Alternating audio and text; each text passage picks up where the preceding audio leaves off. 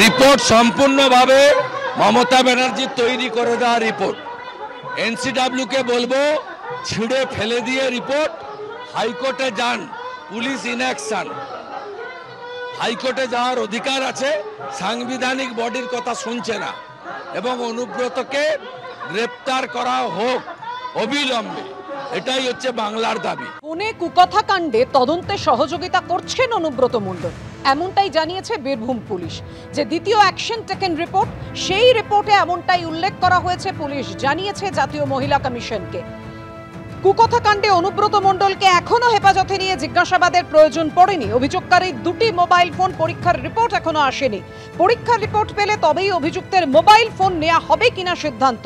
রিপোর্টে জানিয়েছে বীরভূম পুলিশ। জাতীয় মহিলা কমিশনকে দেয়া হয়েছে যে রিপোর্ট পুলিশের তরফে, তাতে এমনটাই জানিয়েছে পুলিশ।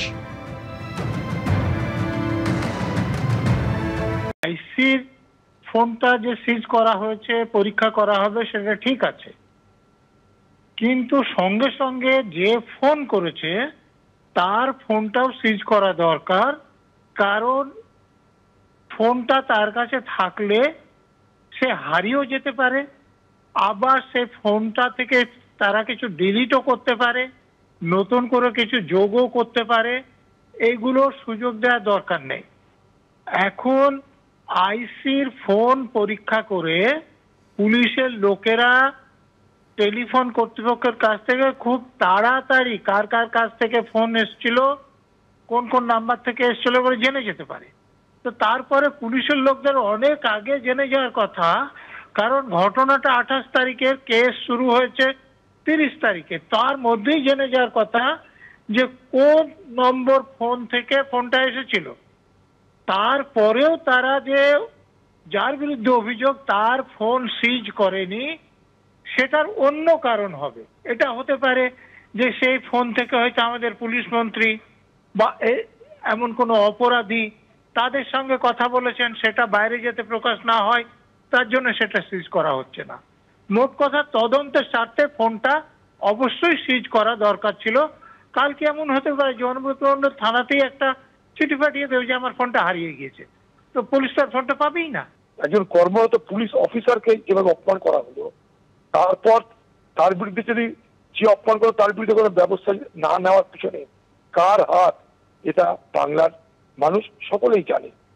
আমার মনে হয় ভয় হয় কখনো সেই পুলিশ অফিসারটা না অ্যারেস্ট হয়ে যায় এই প্রতিবাদ করার জন্য। বাংলার মুখ্যমন্ত্রী মমতা ব্যানার্জি তিনি কেসটাকে রক্ষা করতে চান।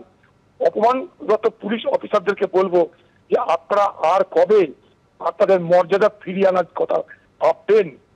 আপনারা কবে আর পরের পরিবারকে ছেড়ে দিন, নিজের পরিবারের মর্যাদাকে কবে রক্ষা করবেন? আপনারা নিজেরা চিন্তা করুন, আপনারা নিজেরা অন্তর্দর্শন করুন বাংলার পুলিশ। প্রথমত সহযোগিতা প্রসঙ্গে যে অসংখ্য বিরোধী দলের নেতাকর্মীদেরকে এরা মিথ্যে মামলায় গ্রেপ্তার করে রেখে দেয়, দিনের পর দিন জেল খাটায়, তারা কে কোন তদন্তে অসহযোগিতা করে বলুন তো যে তাদেরকে গ্রেপ্তার করা হয়? নওশাদ সিদ্দিকী কোন অসহযোগিতা করেছিল যে নওশাদ সিদ্দিকীকে 40 দিন জেল খাটানো হলো? নিরাপদ সরকারের ক্ষেত্রে আপনারা জানেন আগে থেকে গ্রেপ্তার করে নেওয়া হলো, তারপরে তার নামে এফআইআর করা হলো। এবং অনুব্রত মণ্ডলকে সময় দেওয়া হচ্ছে নিজের ফোন থেকে প্রমাণ লোপাট করার জন্য। কারণ অনুব্রত মণ্ডলের ওই ফোনে মমতা বন্দ্যোপাধ্যায়ের সঙ্গে, অভিষেক বন্দ্যোপাধ্যায়ের সঙ্গে যে লেনদেনের তথ্য থাকতে পারে বলে আমাদের ধারণা বা আমাদের আশঙ্কা, তা যদি সামনে আসে তাহলে তৃণমূল কংগ্রেস ভেঙে পড়বে। অতএব অনুব্রতকে সময় দেওয়া হচ্ছে বিভিন্ন অশিলায় ফোন থেকে যাবতীয় প্রমাণ লোপাট করতে। যদি অনুব্রত মণ্ডলকে ফোনটা তার চেয়ে পাঠানো হয়, সে যদি ইতিমধ্যে একটা নতুন হ্যান্ডসেট কিনে সেটা জমা দিয়ে দেয় যে এটা আমার ফোন, আগের ফোন খারাপ হয়ে গেছে, পুলিশের কিচ্ছু করার ক্ষমতা আছে?